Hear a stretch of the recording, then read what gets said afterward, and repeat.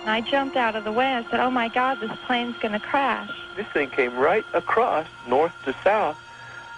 Incidentally, I was a private pilot, so I have some familiarity with the airspace. It glided over my house, and there was absolutely no noise. What I thought to be a kind of a boomerang shape. Myself, my God, that's a wingspan. I've never seen anything like that. They were reported by at least one commercial airline pilot. It was humongous, that's all I can say.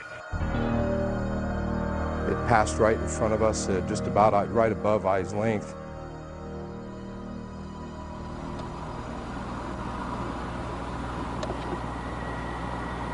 I don't hear anything, do you? No, I don't hear anything. What in the hell is that? It's wide. I came out second after Monica, and I remember looking at it. It was coming over the mountain, and it was like almost as wide as one of the humps, and it was very low. It's coming across the sky, and as it's moving, it's blocking and unblocking the stars. There is actually a shape. It was more like a boomerang than like a straight V, and then the lights were spaced pretty evenly. It was actually 5 lights that were a V, 1 in front and 2 on each side, and it was perfect. It was a perfect triangle.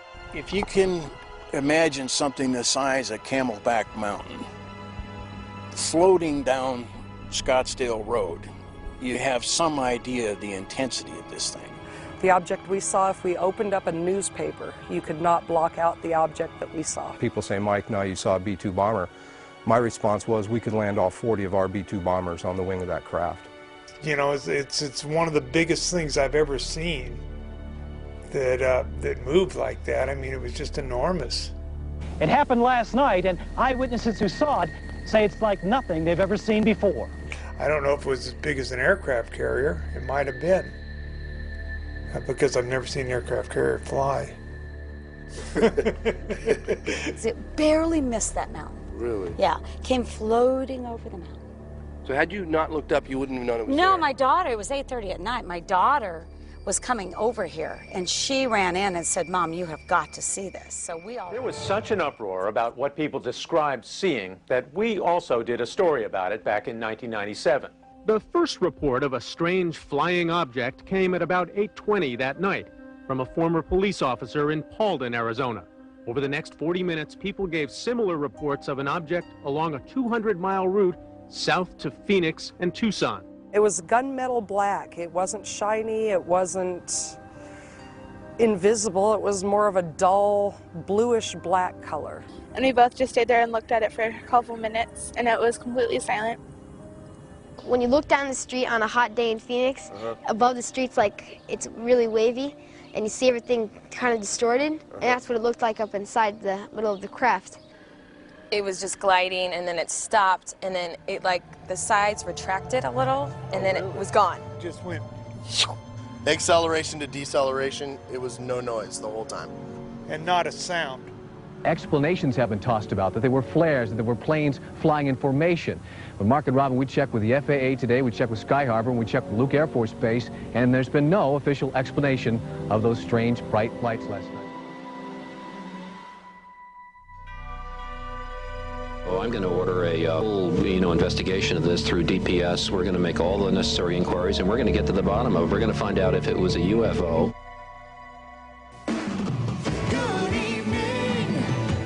I'm Patty Kirkpatrick. Remember those mysterious lights in the sky? Well, the governor says there are new leads in the case. Good evening, Arizona. Governor is holding a news conference on the lights in the sky over Phoenix in March. Let's listen in. And now I'll ask Officer Stein and his colleagues to escort the accused into the room so that we may all look upon the guilty party. Don't get him too close to me, please. It's, Now, this just goes to show that you guys are entirely too serious.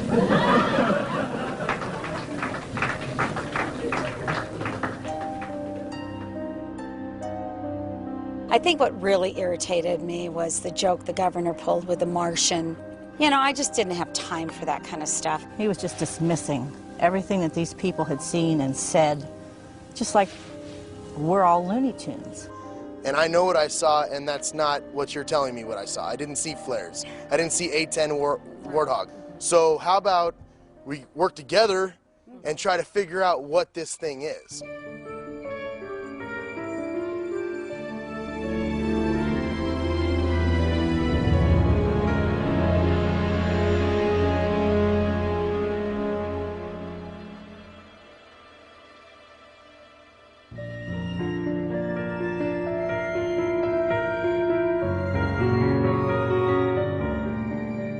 So when you hear someone says they saw a UFO, you think they're crazy? Yes, I think they're crazy, yes. What puzzles me is why people laugh at the subject of UFOs, but when the laughter stops, everyone secretly wants to know, are they real? You see that now? See that big one? See it going? Do you see it? See what this? I don't know if I want to know if UFOs are real, because then that raises a lot of other issues. Who are they? Why are they here? Are they going to hurt me? Do they have chocolate? When I told my father I wanted to make a documentary about UFOs, he said I was crazy. In fact, my whole family did. And 95% of the time, this stuff is crazy. But the remaining 5%, that is what keeps me going. This man in the saucer, can you describe him? What year was this taken, do you know? I'm James Fox, and I've been curious about UFOs for a long time. And if you look down at the very bottom, there's the little disc. Very curious. Look at that. Evidently, the Air Force is curious too. In pursuit of this obligation, And in 1952, they admitted it. we have received and analyzed between 1,000 and 2,000 reports. There have been a certain percentage of this volume of reports that have been made by credible observers of relatively incredible things. All blacked out? Wonder what was under there. With the help of investigative reporter Leslie Kane, I decided to put together some of the best witnesses from around the world for this film. Almost 10 years after the termination of Project Blue Book. The cases and photographs you are about to see represent some of the best evidence that UFOs are real. Objects of unknown origin, what were they after? This is the beam of light that came down at our feet. Ms. James? Beams were going down into the WSA. Hey, we are all in the limo and we're on. The operator in the tower would verify that, and several of us. So they were looking for fissile material. I hear the same question over and over. If UFOs are real, then surely someone in the know would be talking. So what time are we actually going on the air? Or I think 6 o'clock, you guys. Hey, Chris. You want us to all sign in individually? Yes, we need everyone.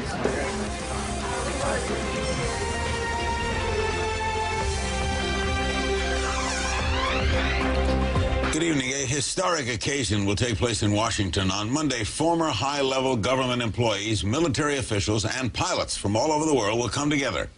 They'll discuss their own UFO sightings and encounters, and they'll do it at the National Press Club in the nation's capital. This group has gathered together to call on the United States government to take an active role in investigating cases involving unidentified flying objects. James Fox, will you be there Monday too? Absolutely, yes. To establish the fact that the phenomenon is real and it's happening worldwide. Fife, are we now saying that the United States is taking this seriously, or is this just an event? I think the United States is taking it seriously, and they need to. It's long overdue. And you're going to moderate it, right? I'm going to moderate it. I'm Fife Symington. In 1997, during my second term as governor of Arizona, I saw something that defied logic and challenged my reality. Before this event, I met with the governor at his home to find out why he ridiculed the sighting. We were in the middle of investigating it and just couldn't get any answers. Paralleling that activity was this almost hysterical environment that was building, the hysteria. The governor told me what was actually going on behind the scenes. And we called Luke Air Force Base, and we called the FAA, and I called various touch base with people. I called my general at the National Guard. Nobody had an explanation. People just sort of said, well, we just don't know what it is. Phoenix Councilwoman Frances Barwood was one of the only elected representatives willing to push for an investigation. I would have thought that they would have wanted to do an investigation, but apparently they would rather ignore it. I don't know why. At Barwood's request, Senator John McCain looked into the matter personally. We asked the Air Force to look into it, and this was the first response that we've gotten. We're going to go back and ask them to look at it again. Senator McCain wrote letters to both the National Archives and the Air Force. Both claimed not to have jurisdiction over such matters. I was kind of surprised at at that response. But there are people who said they saw things, and whenever that happens, they deserve at least an investigation, it seems to me.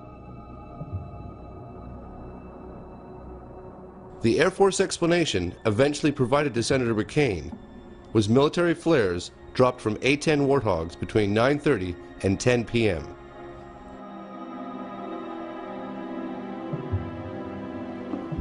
Oh my God! I hit pay dirt, finally. According to some analysts, these lights captured on film were flares. Well, that is a totally different configuration than we've ever seen before. Yep. But this does not account for the large boomerang-shaped object seen by the governor and hundreds, possibly thousands of others across the state beginning several hours earlier. I mean, it clearly had a shape to it, and a big shape, and it was a constant shape. And you can't control flares that way. There's just no way they were flares. Why can't they tell us? I mean, what's it going to hurt? I would like for them to come out and say, that's top secret, and we're not going to tell you what it was. The V formation. I was only able to find one video taken of the earlier sightings. Over a period of somewhere between. I was, however, given this video taken by an Army colonel a few years earlier. It reminds me of what Arizona witnesses described seeing.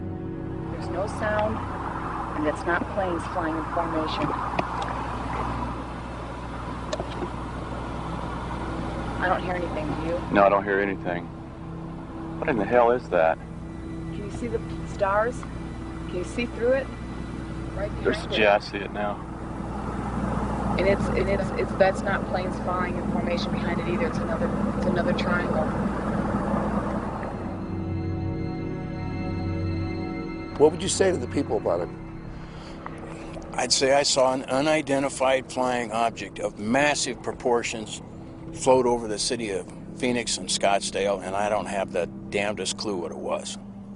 I saw it. It was over my house. I saw it for 5 minutes. It wasn't something that was a flash that I only saw for a second. Could it have been? I know what I saw, and I get very upset, and I was wondering why they won't find out what it was.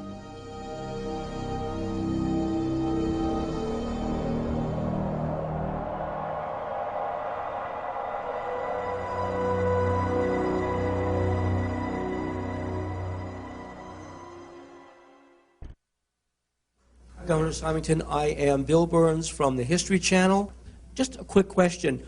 When you were giving your press conference back in Phoenix, were there any external pressures on you to diffuse the situation in the way you did, or did anyone instruct you not to comment on the truth of what was happening in Phoenix? Well, the only external pressure, and it was significant, was the fact that there was just this massive public reaction to the lights over Phoenix.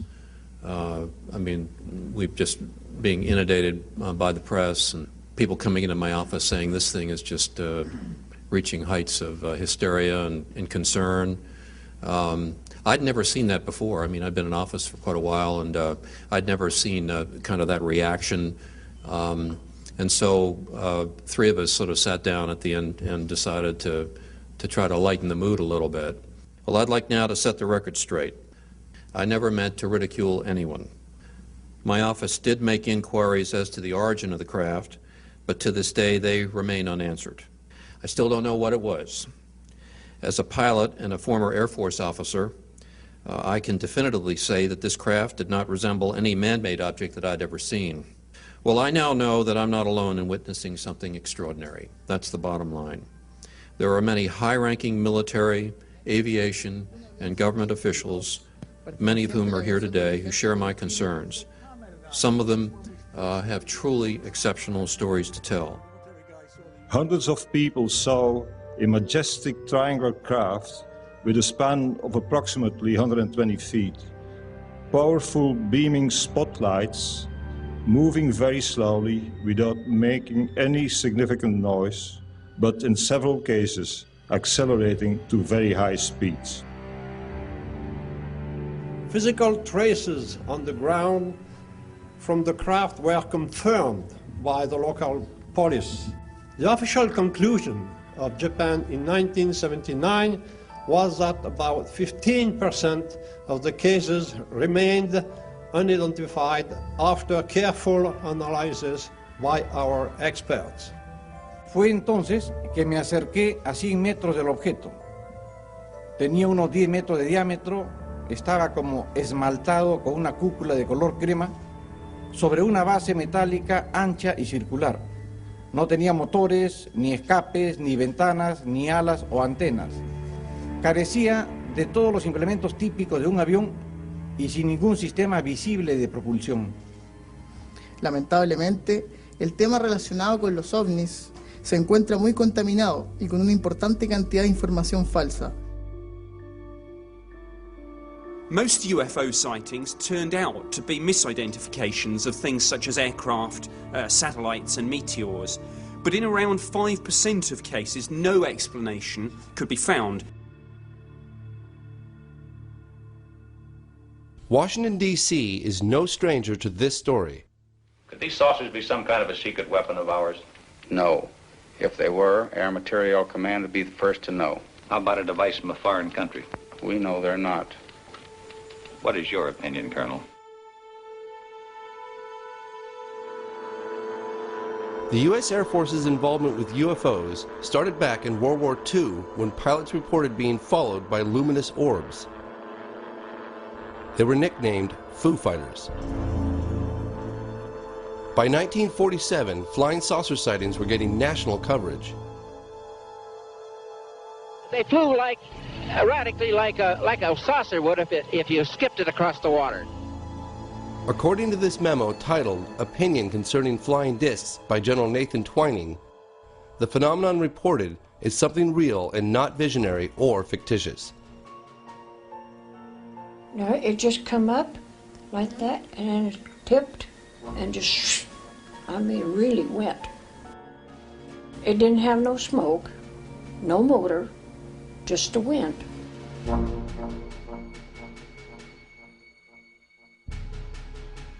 It went fast.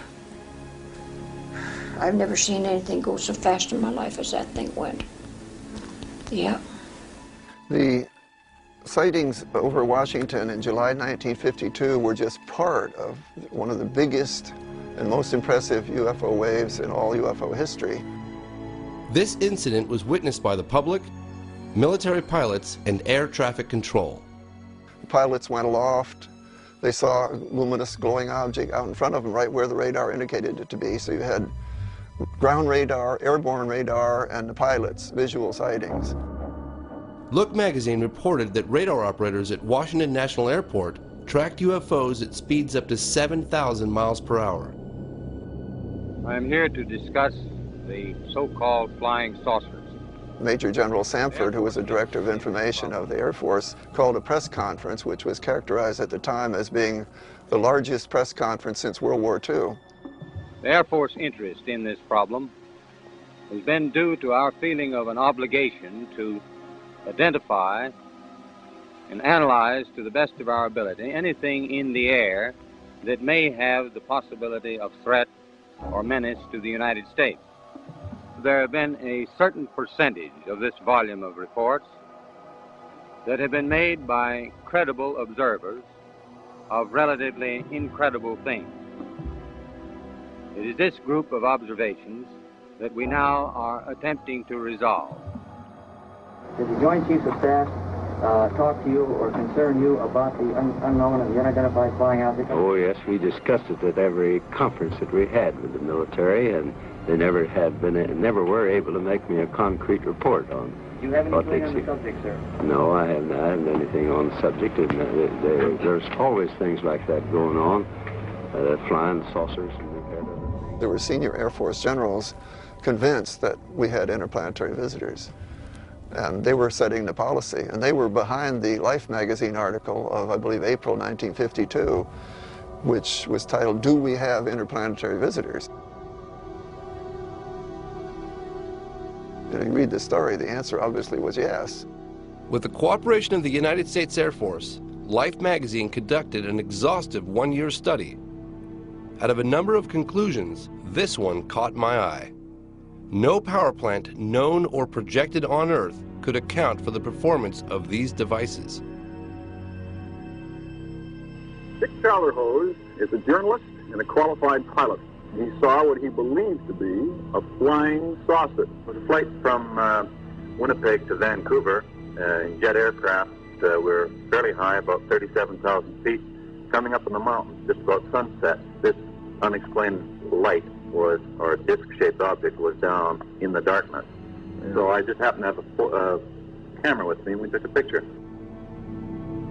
In my opinion, I think they were worried that it would panic the public if they knew that someone had vehicles that had this kind of performance way back right after World War II, period of time.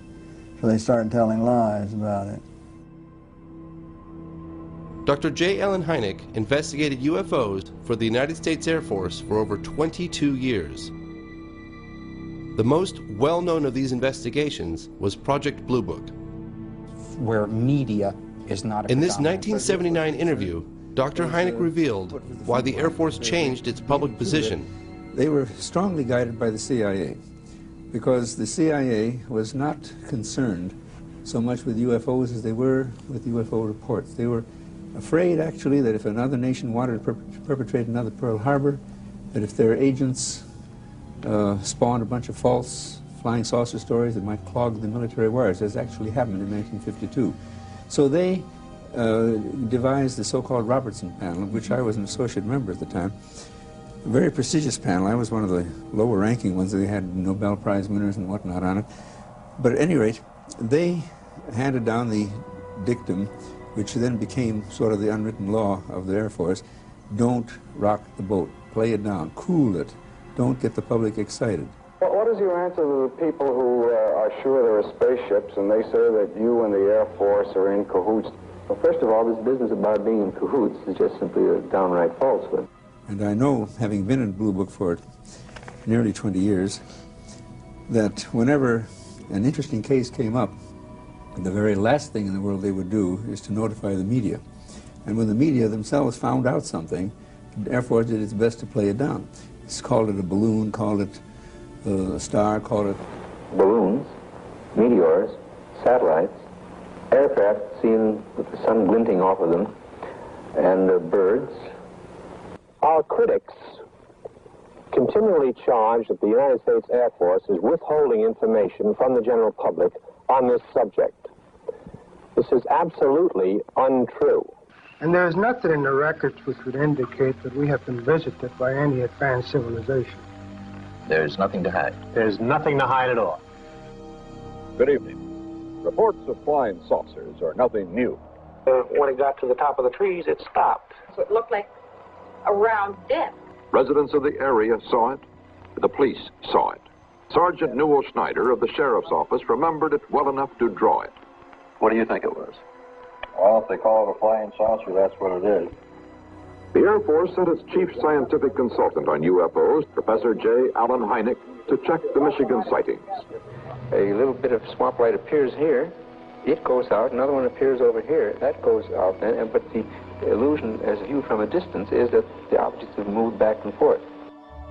The citizens of Michigan didn't buy it and asked then Congressman Gerald Ford to investigate. Mr. Ford, what about flying saucers? You've had some in Michigan in the past week. Do you really believe in flying saucers? You've called for a congressional investigation. Dave, we've had several incidents in Michigan in the last week. Incidents that many reliable, good citizens felt were sufficient to justify some action by our government, and not the kind of flippant answer that was given by the Air Force, where they passed it off as a swamp gas. Now, this is not an attack on the Air Force spokesman or the project spokesman. They are simply following orders to explain away all UFO sightings as quickly as possible when they become public and deny that UFOs really exist. Scientists were being misled, even as the public was being misled. And to this day, most scientists have no inkling of the serious hardcore evidence, because now it's all treated like a tabloid subject. Are you sorry now that you did tell people what you saw? Yes, I am. I am sorry because not that it's not the truth, but it's just the idea, the reaction of the people. They think you're a nut. Tell you the truth, that's just what they figure you are. And I'm not going to take it no more. I don't want nobody down in here. I just leave me alone. And if the thing lands right there by that pump, I'd never say a word. 10 years ago, in 1969, they closed Blue Book, and I thought for a while that maybe this was finally going to be over. But since that time, we've had about 25,000 more UFO reports. Many of the hundreds of people reporting the sightings believe they've all seen the same object. It's called the Hudson Valley UFO.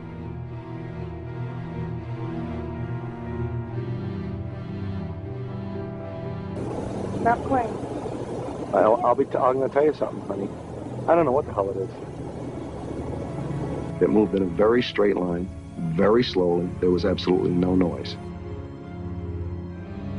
There was not a sound. And it moved smoothly? Very smoothly, almost like it was floating.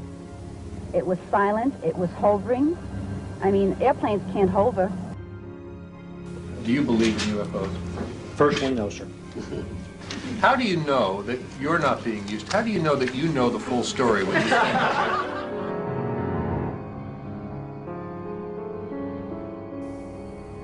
My name is Gary Tuckman with CNN, and this question's for the governor and Mr. Callahan. This really is a government that doesn't mind scaring us. We still have orange alerts and red alerts, and they scare us all the time. It keeps people in work.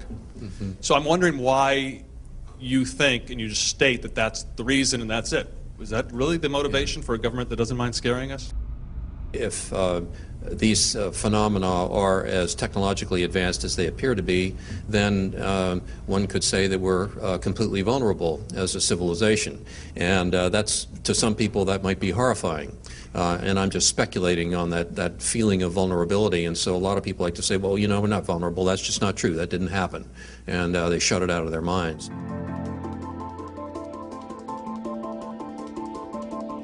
Because try. Well, that's something. I know what companies are trying. Well, we could do a little round table introduction then, if you know, because, you know, a few of us have only just met and things like that. Yeah, we met today already, extensively. After the program, last evening, they did the survey on the internet. And they asked people, do you believe in UFOs? What were the results, 75 or 80%? 83% said yes. So you have a chance, yeah? We have a chance. We have an opening. Hey. I said, you make it. You guys are all here? We were talking bad. Really? Someone said to be here for 6:30. I think 6:30 is the right time. We've had a crate of wine. I got here, no one was here yet, so I came back. No. The night before our big event at the National Press Club, we all met for dinner. Certainly one of the people that I spoke to was a meteorological officer. My dream was coming true. Here I was, surrounded by credible people who were about to share incredible stories. So these are reliable witnesses. Yeah. There were generals, pilots, physicists, an FAA official, an Air Force colonel. I'd never been in a room full of so many people of this caliber comfortably talking about the existence of UFOs. We were enjoying our time together. It was remarkable how everyone had something extraordinary in common. There was a mutual understanding, and I got some answers to some big questions. Why did the French government do what they did by releasing the UFO files just recently? It took 15 years to convince to do something. Despite the public position of the US government, somebody, whether it was on an official or a sort of back-channel basis, but somebody most definitely was looking into the UFO phenomenon. If you're not capable to identify whatever flies around, there is something wrong. Could you say something very quickly? One of the things I always remember you talking about was when you'd be at a cocktail party and the subject would come up with UFOs, and you sat with one on the ground for 45 minutes and you'd bite your tongue. What was that like? It was difficult. But you know, in some ways there was some kind of satisfaction involved there. And they're talking about stuff, the what if. And I knew. My name is James Peniston, United States Air Force retired. In 1980, I was assigned to the largest tactical fighter wing in the Air Force at the time. I was stationed at RAF Woodbridge, England. Shortly after midnight on the 26th of December 1980, Staff Sergeant Steffens briefed me that some lights were seen in Rendlesham Forest, just outside the back gate. He informed me that whatever he seen didn't crash. He told me it landed. I then ordered Airman Kabanzak, A1C Burroughs, to respond with me off-site. That night, we were on Security 1, which was in charge of mobile security for the Woodbridge base, and we responded to Jim Burroughs' sighting of something out on the edge of the flight line. The controller on the radio broadcast over the air that go down and check out a possible UFO. There was a craft of some sort that was sitting just inside the tree line. When we arrived to the suspected crash site, it quickly became apparent that we were not dealing with a plane crash, or for that matter, anything else we've ever responded to. Burroughs would say to Jim Pennison, "Do you see that? Do you see what's out there at the edge of the trees?" It was just bright lights, you know, and the only way you can describe it is, I guess you'd call it an object. At that point in time, 3 of us had direct observation of the craft. I then asked Airman Kabanzak to relay the radio transmissions back to our control center. Burroughs and I proceeded towards the craft. The only noise we heard out in the woods was the noise of the animals. Just as Burroughs and I entered the tree line, the shape of the craft was defined.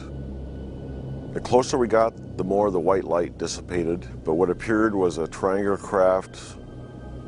When we approached it, it was, I say it measured probably about 9 feet long, maybe 6 feet high, a little higher than me, maybe 6.5 feet. The lighting emanated from the fabric of the craft, and it would actually move around. I mean, it would move. You'd have different locations where maybe a little blue lighting was going into it, or maybe a little red. And then there must have been some type of lighting underneath of it because it silhouetted the aircraft itself. I went around and started doing a 360 walk around the area, taking, recording my observations. I was looking underneath the craft like that. I had taken quite detailed notes on that. Type of aircraft still unknown.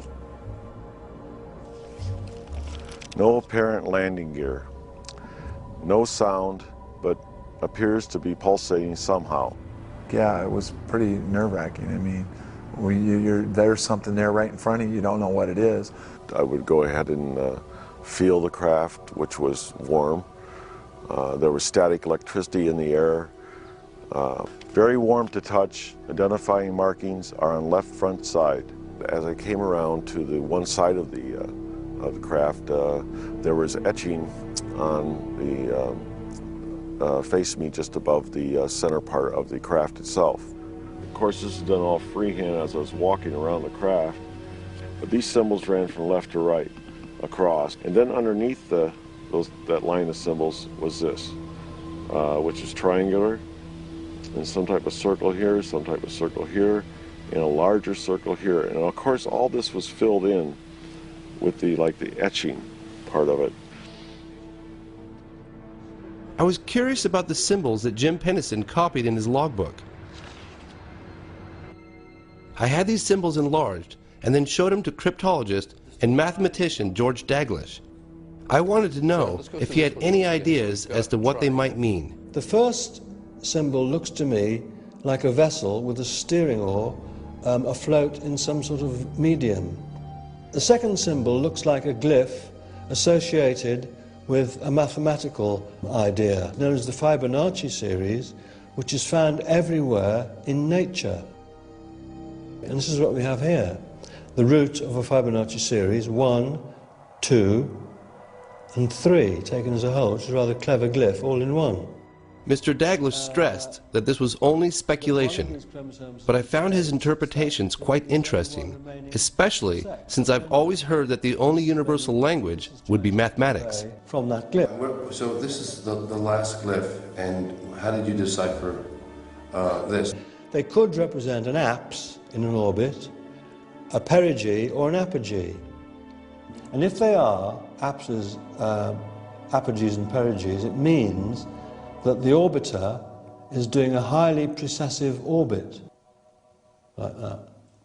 So if you were going to survey a planet, and this is an orbiter, I assume, which would be a very sensible arrangement if you were using the vehicle as a surveying vehicle, because you would get a maximum look at the planet.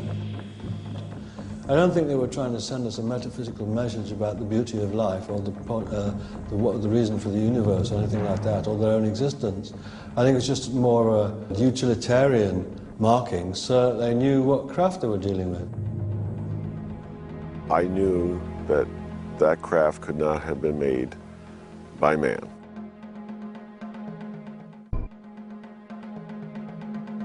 And then it started moving back in between the trees with absolutely no sound, no air disturbance at all. Takeoff, unknown speed, and I write, impossible. I mean, it was threatening to me, but it wasn't the type that you were going to shoot on it. And also the fact was that, what would happen if I would have shot at him? What good would it have done? That night, over 80 Air Force personnel, all trained observers assigned to the 81st Security Police Squadron, witnessed the takeoff. The information acquired during that investigation was reported through my military channels. The team and witnesses were told to treat the investigation as top secret. Thank you.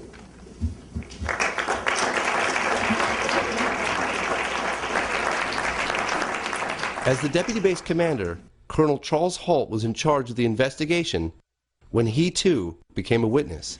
In late December 1980, I was called upon to investigate a very strange event. An event that was distracting our security police from their primary duties. I believe that he went out there to debunk the whole situation, and I think he got in the middle of a situation he couldn't explain either. 2 nights later at the family Christmas party, I was interrupted by the on-duty police commander. He told of strange events and said it was back. Since my boss had to present awards, I was tasked to go out and investigate. I fully expected to find an explanation. During this entire event, I was fortunate to have with me my small pocket recorder. It's a little in there. What you're about to hear are excerpts from the original recording made that night. There's no doubt about it. There's some type of strange flashing red light ahead. It's yellow. I saw a yellow tinge in it too. Weird. Now we've got an object about 10 degrees directly south, 10 degrees off the horizon. And the ones in the north are moving, one's moving away from us. It's moving out fast. There's one on the right heading away too. Yeah, we're both heading north. Okay, here he comes from the south. He's coming toward us now. One approached at a very high speed and sent down a strange beam right at our feet. Now we're observing what appears to be a beam coming down to the ground. This is unreal. Another object sent down beams of light into the weapons storage area.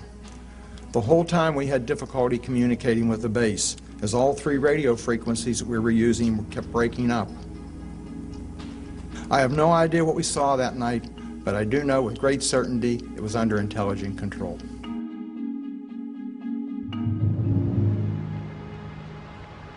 Five-star Admiral Lord Hill Norton had been pressuring Parliament to provide clear answers on this case.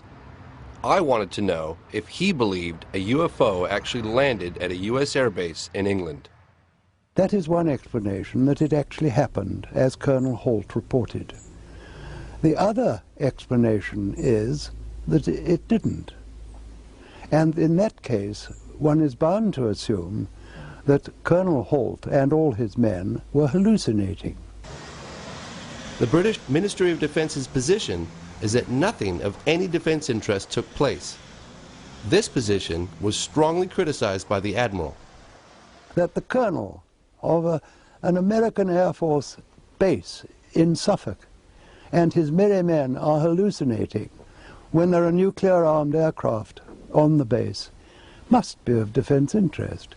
If indeed what he says took place did take place, and why on earth should he make it up, then surely the entry of a vehicle from outer space, certainly not man-made, to a defense base in this country also cannot fail to be of defense interest. Outside the Parliament building, I met with Nick Pope. He investigated UFOs officially for the British government. I reopened the case and conducted a sort of cold case review of the original investigation, and I was shocked to find a series of basic errors had been committed, exactly the same sorts of errors that often fatally undermine a police investigation. Nick Pope shared with me some startling evidence from the Ministry of Defense's files. This is one of the most important documents to have emerged from the MOD's case files. It's from an assistant director in DI 52. This is their assessment of the radiation readings that Colonel Holt and his team took at the landing site. What we have here is a plaster cast of one of the 3 indentations the object that Jim and the other 2 gentlemen approached. It's approximately 8 to 10 inches across and about 3 inches deep at its maximum point. This is cast number 2. He made an impression of all 3 of the indentations and they were all identical. Now, here's the key bit. These levels seem significantly higher than the average background. And in fact, and I double-checked this with some other government scientists, it's about 8 times normal. So this is absolute proof positive from the MOD's own documentation that something extraordinary happened.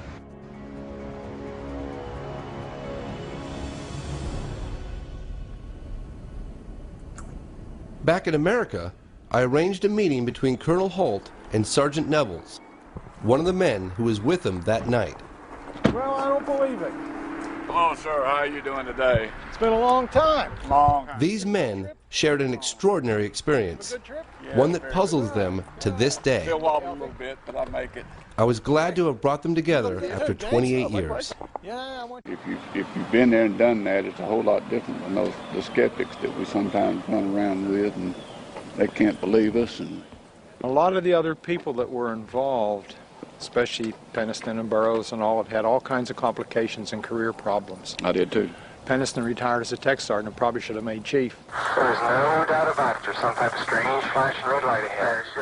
Step by step, Colonel Holt and Sergeant Nevels went over what happened that night. It's brighter than it has been. Phil, it's coming this way. It is definitely coming this way. What was going on right there? It was approaching us. Yep. No way of calculating how fast it was going. It was just gone. The turns were 90-degree turns. They were just abrupt. Right, and there's no way that anything we had in technology then, and I don't believe the technology we have today would allow anything that we saw to make the turns the way they turned. We met with General Gordon Williams, the wing commander of the entire base. He would neither confirm nor deny the incident. He did, however, tell us how he felt about a leaked memo written by Deputy Base Commander Colonel Charles Holt. That went under the door and I didn't see it. Now, did he have a motivation in doing that? Did he think that if he brought it into me, I would have stepped on it? I certainly would have looked at it very carefully because it had some things in there that I don't think we were prepared to defend. Once that cat was out of the bag, you know, I couldn't put Humpty Dumpty back together again, and it lived its own life. I just find this very interesting that the U.S. Air Force or government generally says that they don't investigate UFOs since the termination of Blue Book, and yet you're convinced that there was an investigation that took place. So who gave the orders to do that? It certainly didn't come from anybody that was normally on the base other than the OSI. I didn't tell my wife. I didn't tell my daughter. I had a top secret clearance, and when I was told to shut up, I shut up.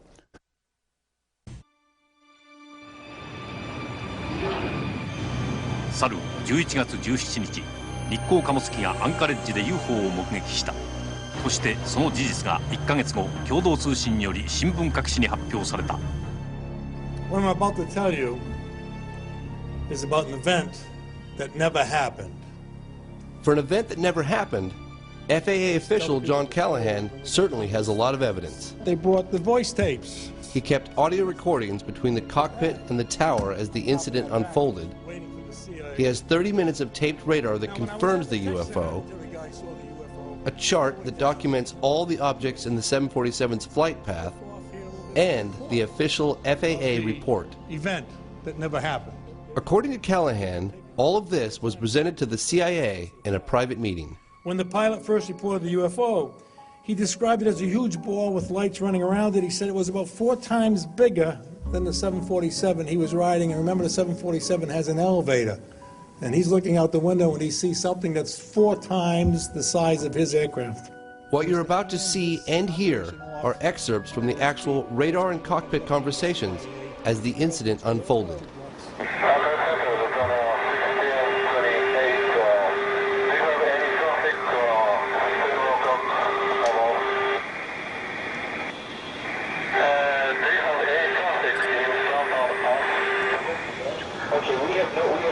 No military aircraft working up there. Defender 1620, then Roger shot, picking up a hit on the radar, approximately 5 miles in trail to your 6 o'clock position. Do you concur? Defender 1620, then, sir, if you're able to identify the type of aircraft, if you can tell whether it's military or civilian. We cannot identify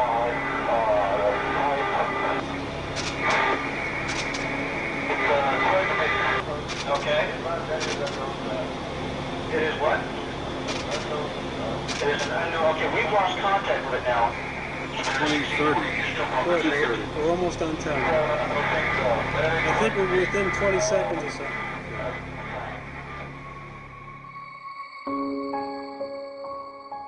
So one time he says it's over here at 12 o'clock and 8 miles, and when the antenna goes by, we see a target there.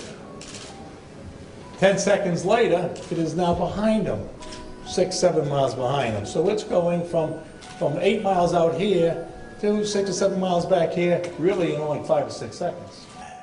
When I went back to headquarters, I gave Admiral England a quick briefing and showed him the video. He set up a briefing with the President Reagan scientific staff. He told me my function was to hand this operation off to those people. And those people ended up being the CIA, the President's group, a bunch of grunts that came to the meeting. The CIA said to all the people there, this event never happened. We were never here. And you're all sworn to secrecy. We are confiscating all this data. And they did. They took everything that was in the room. In those days, when you printed out something from the computer... Fortunately, he kept copies of everything back in his office. That's the end of my speech. Who are you going to believe? Your lying eyes or the government?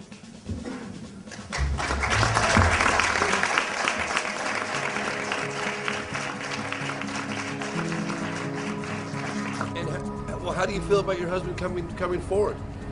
Well, I think that's John. John is comfortable in what he says and what he does, and that if what he sees, he will tell what he sees, and I don't think anybody is going to tell him that he can't. And I'm proud of him. I think he does a good job, and he's telling the world what it should know. One of our greatest success stories was getting General Jafari from Iran to D.C. It took 3 months of negotiations to get his visa. Jafari was one of 2 Iranian fighter pilots ordered to intercept a UFO hovering over Tehran, Iran in 1976. The pilot in the first jet lost instrumentation and communication when he got too close to the brilliant object, so he headed back. About 10 minutes later, they scrambled a second jet which I was piloting. General Jafari scrambled his F-4 Phantom jet to get a closer look.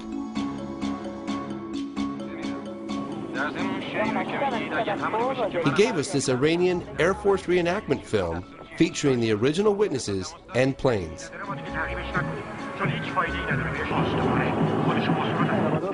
Even though Jafari's F-4 fighter jet was traveling at the speed of sound, it was nowhere near fast enough.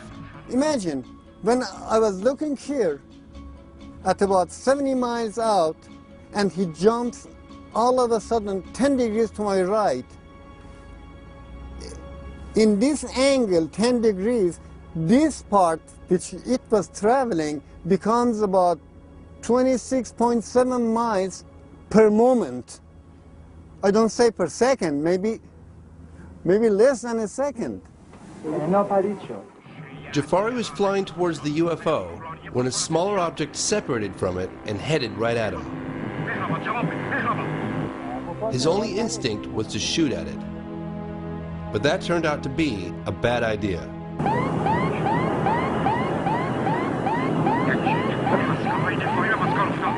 All the instruments were fluctuating with the garbles and the radio, so I was really frightened. So I decided to turn away, and I said, if it comes closer than about 4 miles, I will jump out. So, having maneuvered away from the object, Jafari's control panel returned to normal, and he regained contact with the tower.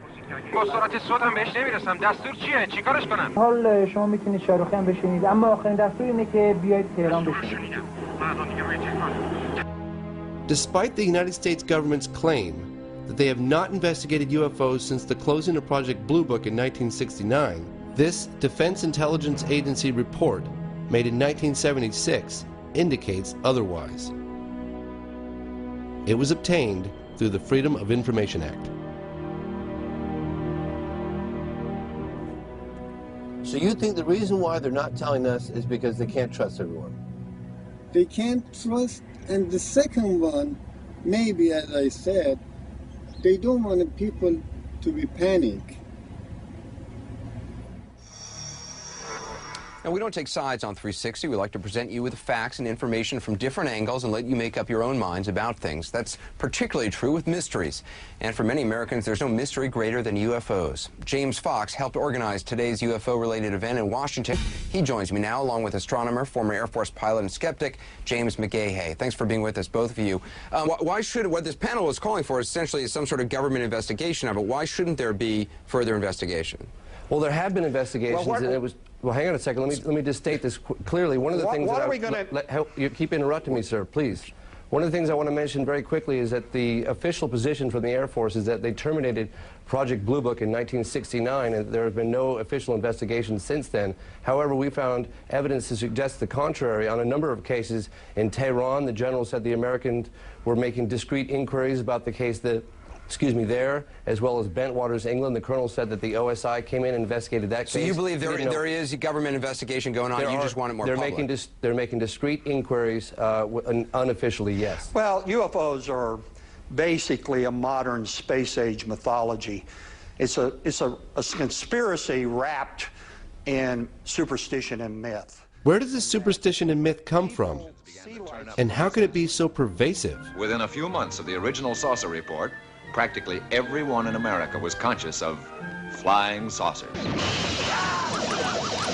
Oh, there's an alien who's trying to kill me. Oh! Now, did you see a UFO?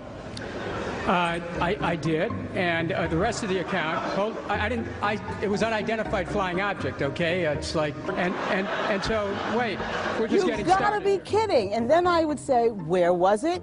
What did it look like? What were you doing? How much had you had before you saw it? It was probably some other satellite or a fast-moving airplane that they saw. I wouldn't believe them. I mean, I know there's been sightings, random, not well documented. Well, Jay Leno once asked, if these these extraterrestrials are so highly evolved, how come it is that they only address people named Bubba who are out hunting and fishing?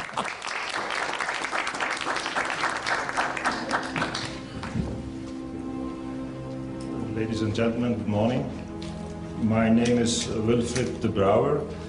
I'm a retired Major General of the Belgian Air Force, and I was Chief Operations in the Air Staff at the time that an exceptional UFO wave took place over Belgium.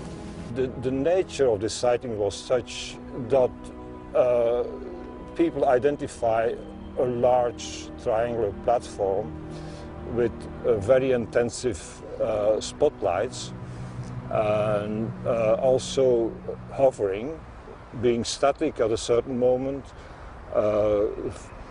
being able to fly at very low speeds, and then accelerating to very high speeds in seconds.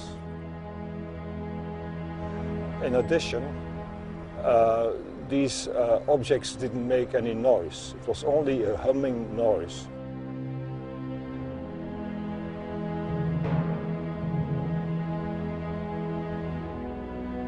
Were there ever any inquiries from the American government to the Belgian Air Force regarding unidentified flying objects? Yes, well, some informal inquiries, but nothing formal. I would have liked to see a formal request, but some people came to my office and asked about this phenomenon and also what we thought about it. And asked to have a copy of a video which was taken by one of the aircraft which tried to intercept one of these objects. And I said, yes, you can have a copy, providing there is a formal request. And we never received a formal request.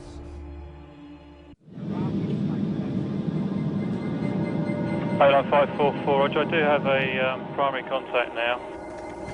Good morning, everybody. Thank you for coming this morning. My name is Ray Bowyer, and I fly a civilian airliner as captain.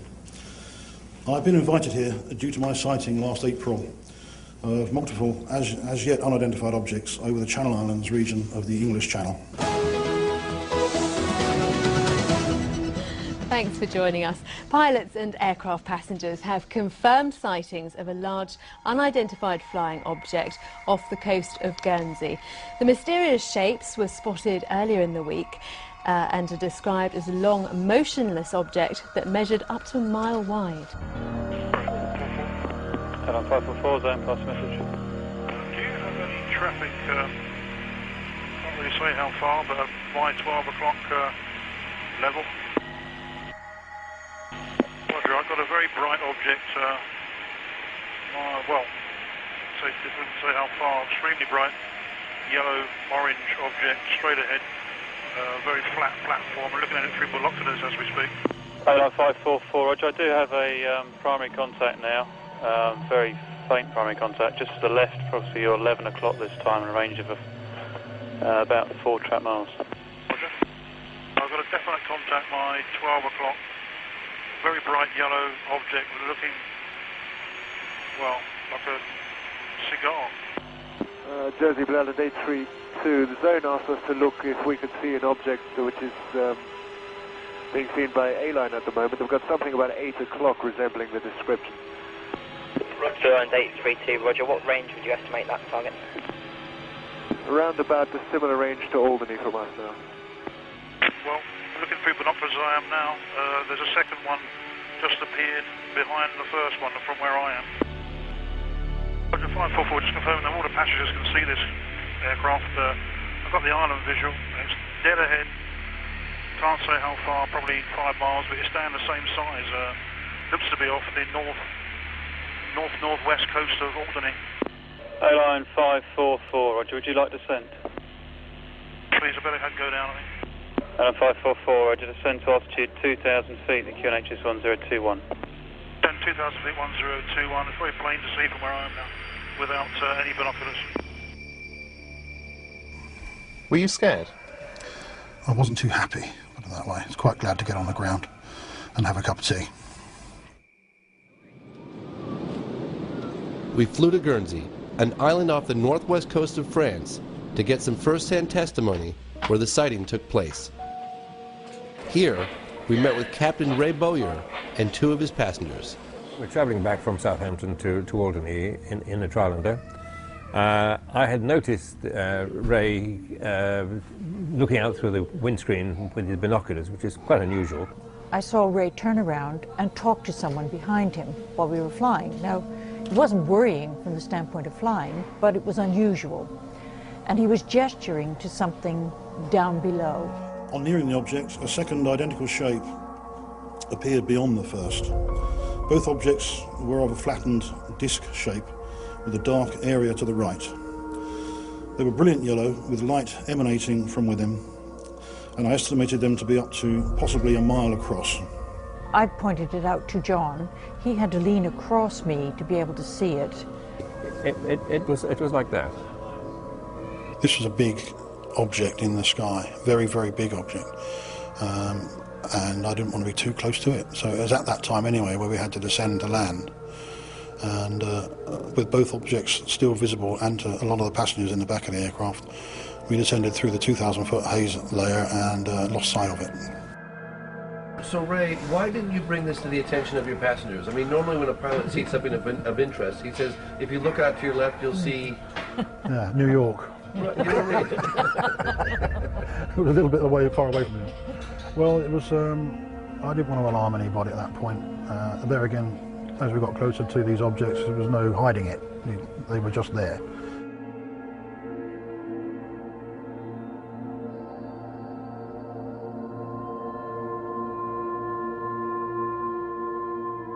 Take a note of some of the differences between the British and the US reporting system. It appears that attitudes on opposite sides of the Atlantic are very different when it comes to the required reporting and recording of this type of event. I would have been shocked if I was told that the CAA in UK would obstruct an investigation, or if the CAA told me that what I had seen was something entirely different. But it seems that pilots in America are used to this sort of thing here.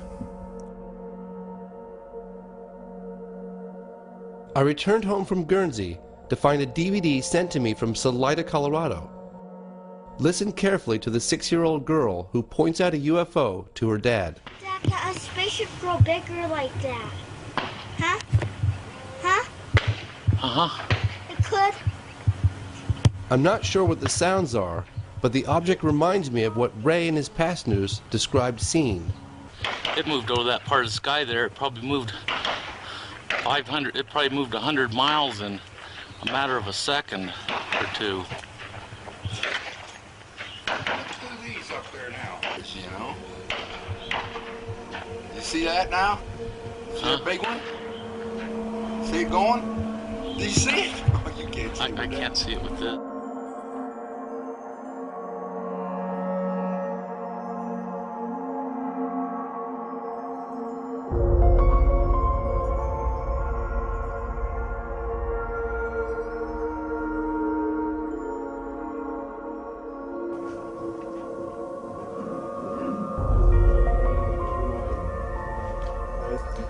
My name is Jean-Charles Duboc. I am a retired Air France captain. During Air France flight 3532 from Nice to London on 28 January 1994, I observed with my crew a UFO in broad daylight near Paris. And it looked like this, with a bank angle of 45 degrees. It seemed to be a huge flying disc. It stabilized and stopped moving. It was about 1,000 feet wide. The most incredible aspect is that it became transparent and disappeared in about 10 to 20 seconds. My co-pilot, Chief Steward, and I quickly realized that what we were seeing didn't resemble anything known to us, and we reported our sighting to RANS traffic control. There is a crew of 3 persons plus radar correlation at the same time, not the same place but the same time, and that means that we have had something real over Paris one day, a huge thing. Good evening. Last week, several people in Stephenville, Texas, a small rural town of about 15,000, 70 miles southwest of Fort Worth, witnessed what many are calling a UFO. James Fox, I know you've been probing this for a long time. We've never got an answer to this. Why do you think the Air Force doesn't want this out? Well, I mean, what are they going to say? We don't know what's flying around in our airspace with impunity? Why can't they say that? I think that possibly could. I wish they would. If the Air Force is listening tonight, why don't you tell us the truth?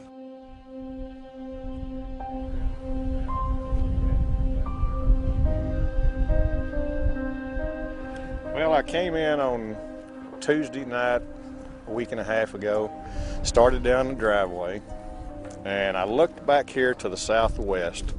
just past the windmill, so I'd say maybe 5 miles away, there was a real bright light came on. It was almost as bright as like a welding arc. One of the guys that was at my house that night called up and said that he wasn't coming back to my house until we got armed guards. And I said, why is that? And he said, well, there was a UFO flew over your house Tuesday night. I said, I saw it. I was so distracted by what I saw that you could have had a train go in front of me and I would have probably heard it, because I was so focused on these lights. But I do not remember hearing any noise at all whatsoever. How would you describe the acceleration? Probably the speed of light. And I tried keeping up with my binoculars and I couldn't. This case, so far, qualifies for that 5%. The lack of sound, the speed of the object, and apparently the military's interest. There were 2 jets coming from that direction this way, and I did hear the jets. You know, we're used to seeing military aircraft in our skies here in this area. We're used to seeing, you know, the helicopters and the fighter jets and the C-130s, and I mean, we know what those look like. And by the way, so, when it comes to military aircraft, I am a trained observer, so... Whatever that's supposed to mean. Whatever that means, right? Why don't we take another break here? We're visiting with James Fox, filmmaker in town, doing research on the UFOs and interviews. We'll take a break. We're back right after this. Good evening, everyone. Welcome to Dublin. In Dublin, the whole town showed up to discuss this sighting. My name is Steve Hudgens. I'm senior field investigator for MUFON. We're down here to investigate this extraordinary event. It was going so fast and didn't make any noise. The lights seemed to be streaming and breaking around it. Then 10 minutes later it came back by, and that's when it had the 2 military jets chasing it. I've been a witness to this and give you all the information I can. You don't want to come forward and say anything because they'll say, oh, they're an idiot, because I've thought that before until I saw this. I guarantee you the jet, whoever's flying the jets, they had a visual on it. It was incredible. I listened to many witnesses and then went to the editors of the local paper where this story first broke. Headlines. I mean, these are all headlines. Angela Joyner saw me on CNN the night before and assumed I had all the answers. Major Carl Lewis at Carswell, I've talked to him a lot, and he said something of this size would leave a sonic footprint much like what we know as a tornado path. It would just demolish things on the ground. Why don't we see that? I have no idea. That's a good answer. Angela and local radio station Mandatory FM introduced me to Ricky Sorrells. We had a drink at the local bar where he agreed to meet with me the following day. All these aircraft in the area, they wouldn't normally be flying. They told me that Ricky had seen a lot more than lights in the sky. Hey, we can hold that door, kiddo. I used to think that people that saw this and came on camera and said this kind of stuff, I thought, man, these guys need some help, you know? But it happened to me, and I can't change that. I had a hard time dealing with it, but... So you looked out all the way in that direction, you didn't see the edge? Looking up, Ricky said he could not see the edge of the craft in any direction. You couldn't see the edge of it? Couldn't see the edge of it. But I do know this, it's bigger. You could have landed an airplane on that, I believe.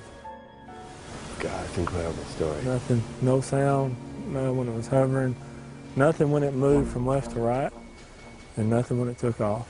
And holding his rifle and sometimes actually looking through his scope, Ricky stood under the craft for about 3 minutes. I don't know if you've ever been in that situation, but no, I certainly haven't. I've been in it only very few times in my life, but I had to slow my mind down to actually think about what to do with it, the information that I was receiving for the first time.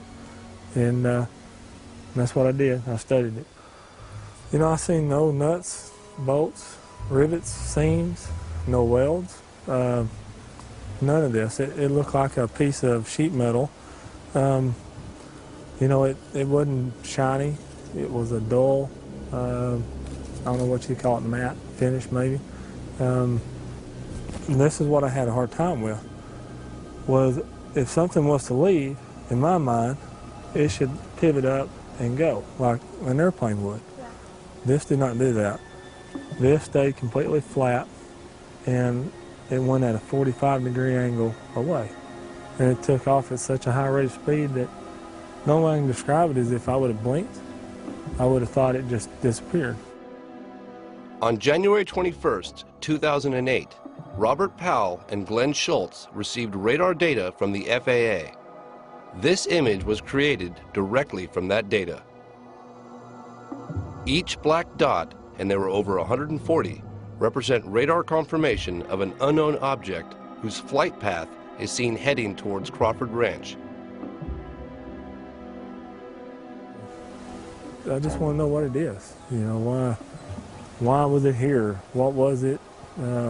Is it ours? You know, that kind of thing. Although the military initially denied being in the area, the official explanation from the Air Force is now a flight of F-16s. After each witness I meet, I find it increasingly difficult to accept the military's response. I've actually stepped back and tried to view the big picture. I would like to find out what it is. And if people believe me, okay. If they don't, that's okay too. T-minus 15 seconds and counting. 9. Mercury astronaut Gordon Cooper was the last American astronaut to go up in space alone. He orbited the planet 22 times.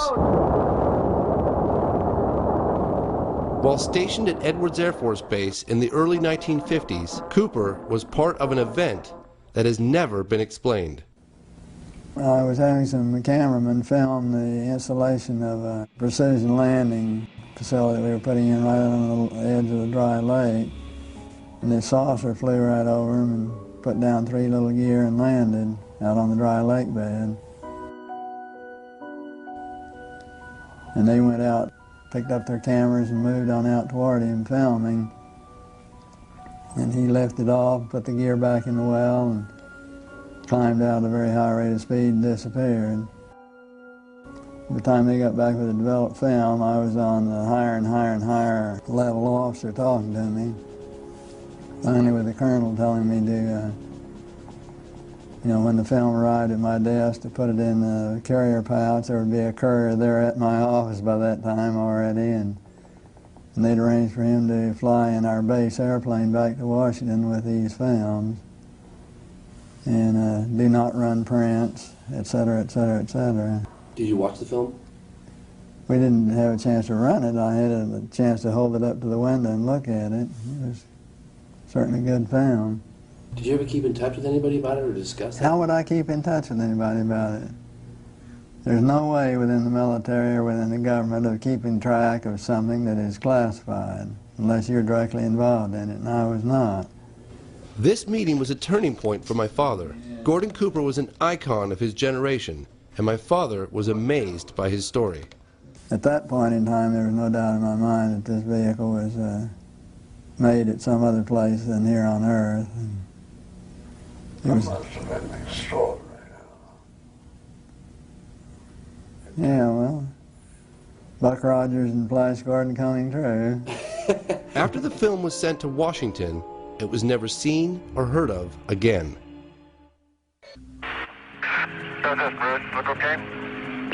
Apollo 14 astronaut Edgar Mitchell was the 6th man to walk on the moon. He has met with people in military and government positions from several countries who have privately shared with him information about UFOs. Seem to be well-documented events that represent flying craft that do not match anything we have in an earthbound arsenal. I felt that Dr. Mitchell would know the reasons for secrecy. Why are we stonewalled? I can't answer that question. I think it's long past time to open this up to the public. But the best answer is probably because they don't know what to do about it anyhow. My father and I caught up with President Carter at a book signing in San Francisco. What happened to the UFO issue? What happened to The UFO issue. I don't really know what happened to it. I saw one, but I don't know what. It just disappeared. Okay. Did you ask when you were president? What he said? Yes, but there's a lot of different answers, and nobody knows has proof of things.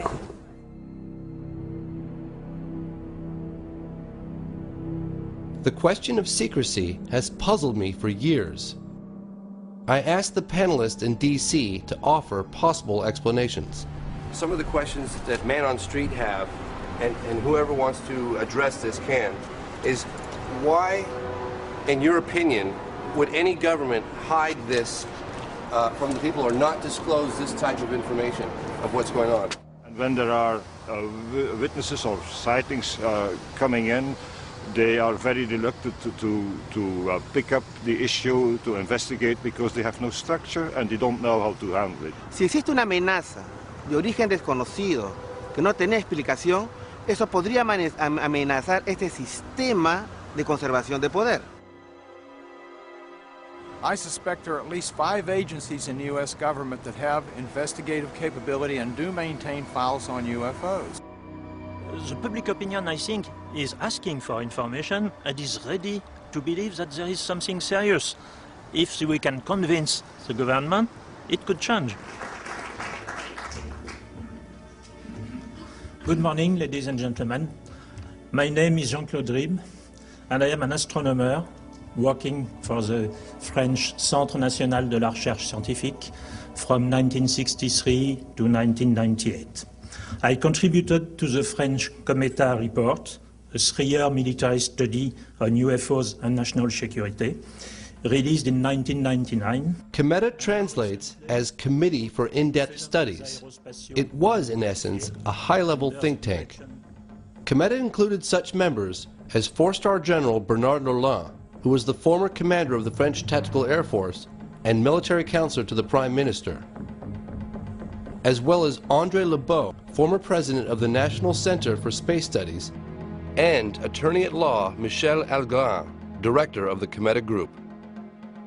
The Cometa Group published its findings in an historical 90-page report titled UFOs in Defense: What Should We Prepare For? The formation of the Cometa Group was initiated by French Air Force General Denis Letty.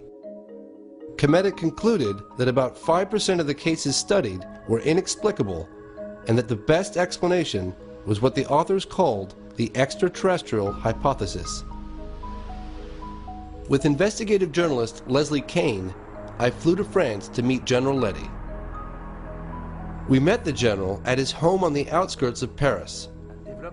We went over some of the more puzzling encounters that led the group to their conclusions. And he saw the disc hovering. Pilot sightings confirmed by radar. Going very quickly out of his sight. And cases involving soil and plant analysis from landing sites. I had looked into one of these cases myself. Farmer Renato Nicolai from Trans-en-Provence reported that a disc-shaped object landed in his garden in the late afternoon. La forme, c'était comme si on posait 2 assiettes, l'una sur l'autre. When he told his wife, she assumed he had heat stroke and had hallucinated. However, scientific analysis of the landing site showed high levels of radiation, and when I visited the site back in 1999, almost 20 years later, nothing had grown in that spot.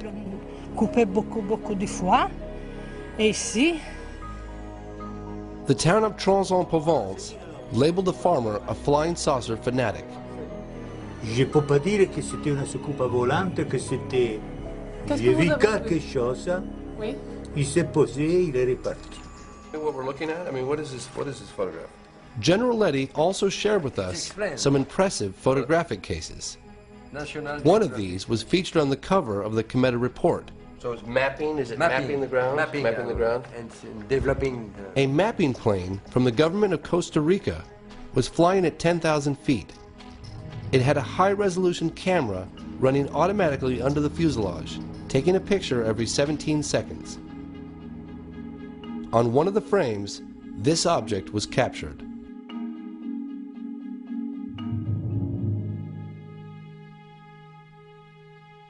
After careful analysis by several scientists, including Richard Haynes and Jacques Vallée, it was determined that the object captured on film was a real 3-dimensional airborne object. So do you think if it was announced that people would panic? If the government's announced, well, the unidentified objects are real?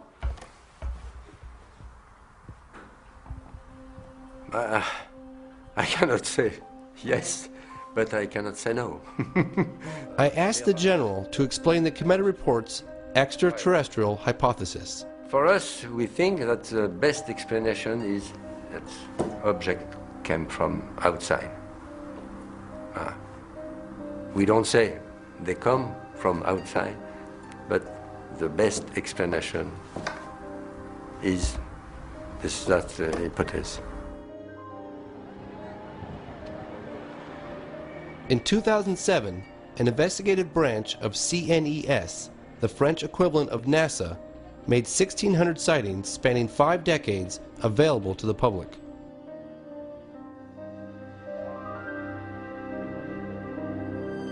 I asked CNES for an interview.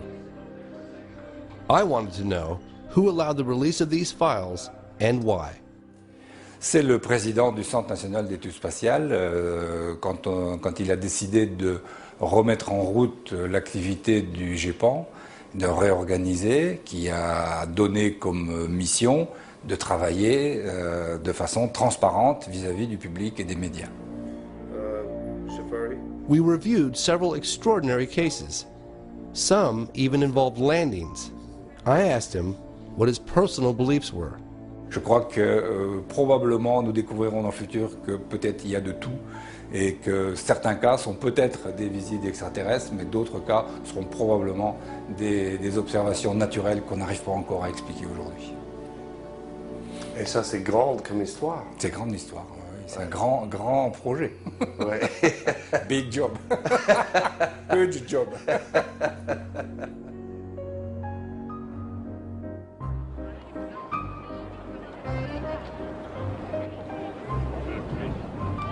I wanted to know how releasing this information might have affected the people of France. We took to the streets. J'ai vu un ovni, vous croyez tout de suite qu'il est fou? Non, je pense qu'il doit y avoir des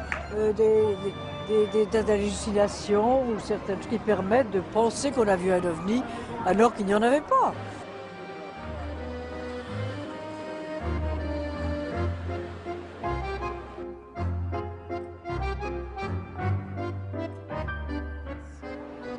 Does it make you scared? Yeah. I'm scared too that they're going to come and they're going to be hostile and they're going to try and they're going to hurt us or do something to the world. Do you think governments know more than what they're telling us? Apart from American governments. Yeah. Est-ce qu'il est possible que ça peut venir ici? Pourquoi pas?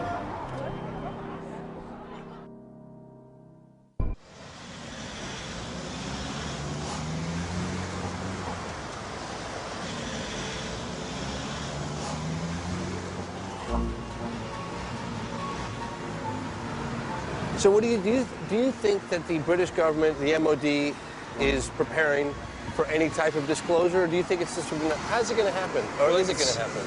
It's not going to be, as I say, disclosure with a big D. Right. It's going to be disclosure with a small d. In other words, we will be releasing the files, but... In May 2008, the British government began the process of releasing its entire archive of UFO files. From 1991 through to 1994, I was the desk officer responsible for these investigations. And these cases included incidents where reliable witnesses, such as police officers and pilots, reported structured craft performing speeds and manoeuvres significantly in excess of anything that they'd seen military jet aircraft perform. In July of 2009, the Ministry of Defense released this document. It's a briefing regarding the mass sighting over England in 1993. In summary, it states, there would seem to be some evidence on this occasion that an unidentified object or objects of unknown origin was operating over the UK. To the skeptics who say there's no evidence, I would say this. The Ministry of Defence in the United Kingdom has received 10,000 UFO reports since 1950. Not just lights in the sky, but structured craft, sometimes tracked on radar. But don't take my word for it. All this can be viewed at the National Archives on the Ministry of Defence website. So the evidence is right out there. The phenomenon has not changed a great deal, has not changed materially since 1947. And I'm quite sure that neither we nor the Russians had anything like the capabilities demonstrated by the UFOs in 47. I don't think we have now.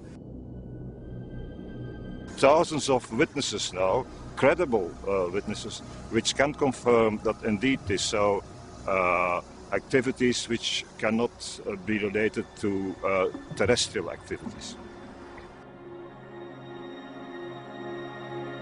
They're not aerodynamic. They're something else.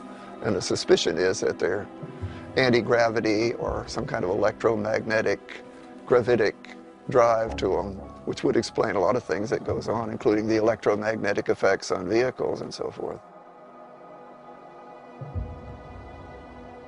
Furthermore, it is not customary for countries to test their secret weapons or secret devices in 133 different countries all over the place. And also, from a moral standpoint, I doubt very much that we would have sent astronauts to the moon using antiquated chemical fuels if we had a way of doing it much more efficiently.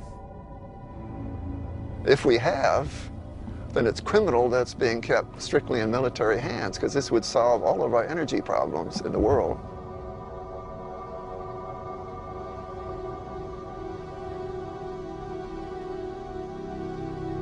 So I've given up the whole idea that it could possibly be from any place on Earth. Why don't governments tell the public what's going on? To accept that some object overfly and the country being unable to clear the sky of the... You cannot admit it. Do you think it's possible that it was from another world? My Air Force training says I can't think that way, okay? A story this big, there's no way it could be kept secret from the public. What do you say to someone like that that says that? Well, somebody's kept it pretty secret for quite a while, haven't they? Our country needs to reopen its official investigation that it shut down in 1969. The United States government can no longer shun an international dialogue about this phenomenon, and we invite the government to work in cooperation with countries as represented on both sides of me here today. This position is supported by President Clinton's former Chief of Staff, John Podesta. Podesta, also an advisor to President Obama, spoke at a 2002 press conference organized by the Coalition for Freedom of Information. I think it's time to open the books on questions that have remained in the dark, on the question of government investigations of UFOs. It's time to find out what the truth really is that's out there. We ought to do it really because it's right.